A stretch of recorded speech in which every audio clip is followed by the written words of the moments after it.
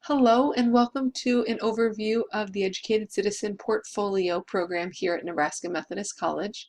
I hope that by reviewing this PowerPoint you get some information about what is the portfolio, what are the requirements, and hopefully this answers a lot of the questions that you may have. My name is Allison Kinney-Walker and I'm a faculty member in the Arts and Sciences here at Nebraska Methodist College, and I oversee the Associate Degree Portfolio program. So I'll be giving you just a brief introduction, but I encourage you to reach out to either myself or Professor Kathy Babcock, who oversees the bachelor degree programs, whose contact information is at the end of this PowerPoint if you have additional questions.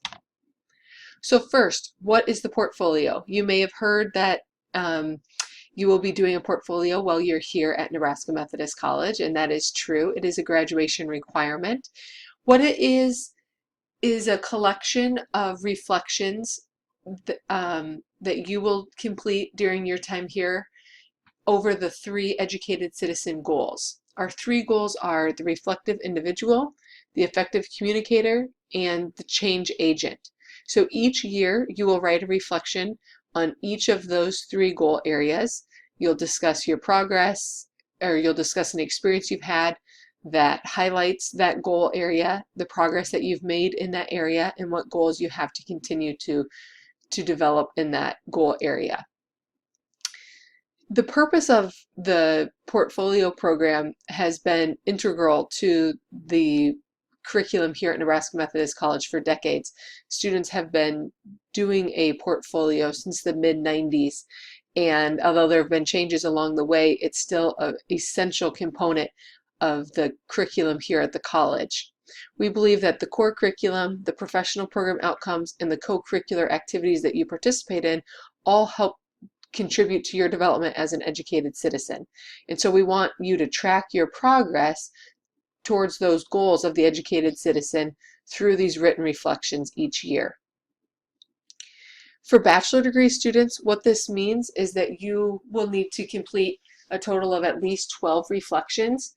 That is 3 reflections for each level of your program. So typically the bachelor's program is 4 years. Each level does not necessarily relate to one full year because students transfer in and may only be here for 3 or 3.5 years to complete their nursing program. But you will still be required to submit at least 12 reflections if you're a bachelor degree student. You will also need to submit your portfolio will have a title page, a table of contents, and then your reflections. It also will include an updated current resume. For associate degree students, since your program is shorter, you will turn in a total of 6 reflections. Again, 3 reflections for each year or level of your program. You're also required to have a title page, a table of contents, and then at least 6 reflections. For both bachelor degree and associate degree students, you can certainly have more reflections included in your portfolio, and you can also include artifacts, which are papers or projects or speeches or awards or certificates that you've received while you've been here that you think have also contributed to your development as an educated citizen. Those are not required, but they definitely enhance your portfolio, and so they are encouraged. For degree completion students, students who either received an associate degree here and are continuing to receive a bachelor's, or have transferred in more than 60 credits and are working towards a bachelor's degree, or received an associate degree elsewhere and are now working on a bachelor's degree, each of those programs have different requirements. Typically, it's a total of 6 reflections, but it does depend on the individual student and program. So if you're in that situation, we really encourage you to reach out to either Kathy or myself to help get that clarified for you. So what are the educated citizen goals? What does a reflective individual, effective communicator, and change agent mean? We have developed a definition of each of these goals and sub-objectives or sub-goals under each of the educated citizen goals. And so I encourage you to read through these, the description of each of the goals. It may help you get a better understanding of what we mean by each of the educated citizen goals, and it may help you think about ideas that you might, or experiences that you've had that might fit into the reflective individual. Effective communicator, for some, this is the most easy to understand. We're talking about an effective communicator uses critical thinking to generate, connect, and organize ideas in a written, oral, or nonverbal manner. And so for some, that's the communication goal is the most clear, but all three are important and essential in terms of being an educated citizen. And lastly is the change agent. And for some, this is the most difficult one to understand, but we're really looking at the ability for you to use all of the information that you've learned during your time here, that you're able to critically think and analyze that information in order to take appropriate action to affect change, to make positive change in your community, in the lives of those that you work with, and to create a voice for yourself and for others. And so again, looking through the definitions here may help you better understand each of the educated citizen goals and give you ideas for reflections. Your next question might be, okay, what exactly is a portfolio reflection? And there is some differences across the, you may receive assignments in which you need to write a portfolio reflection in different courses. And so some of the requirements may differ slightly, but overall what we're looking for in a reflection is typically a 2-page written reflection, double-spaced, that includes a description of a meaningful experience that you've had while you've been during that year that you're writing. So if you're writing for a level 1 reflection, you're going to choose an experience that you've had while you were here at Nebraska Methodist College during your first year, and you will then connect that experience to one of the educated citizen goals: reflective individual, effective communicator, or change agent. These experiences do not need to be strictly class experiences or clinical experiences. They can be non-academic. They can be activities that you're involved in here at the college or outside the college. They can be work experiences. They can be family or personal experiences. So you really get to choose which experiences you've had during that year that are significant to you, that you think have helped you develop in one of those 3 areas.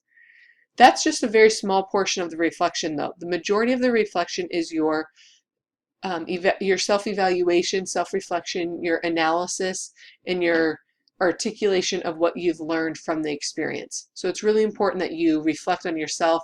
How are you growing in this area? How are you developing?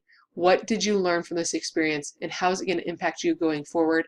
And what goals do you have for yourself to continue to improve in this area? Those are the major components of an educated citizen portfolio reflection.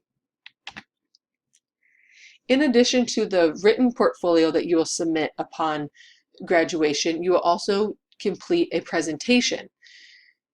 And so for bachelor degree students, this is a 20 to 25-minute presentation in front of faculty, staff, and other students, and it will be completed during your final semester.